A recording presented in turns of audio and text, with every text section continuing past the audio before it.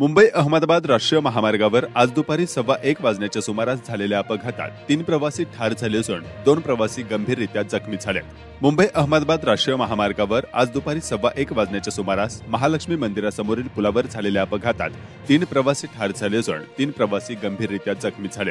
राष्ट्रीय महामार्गाच्या गुजरातकडे जाणाऱ्या मार्गिकेवर एका कारचा चालक ओव्हरटेक करत असताना कारवरील ताबा सुटून पुढे जात असलेल्या कंटेनरला मागून जोरात धडक दिल्यानं हा अपघात झाला आहे.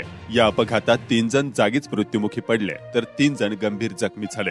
मृत्यू झालेल्यांमध्ये 1 वर्षाच्या चिमुकलीचा देखील समावेश आहे. जखमींवर कासा येथील उपजिल्हा रुग्णालयात उपचार सुरू आहेत. एक खड्डा चुकवताना या वाहन चालकाने चुकीच्या बाजूने ओव्हरटेक करत असताना हा अपघात झाल्याचा प्राथमिक निष्कर्ष पोलिसांनी व्यक्त केलाय.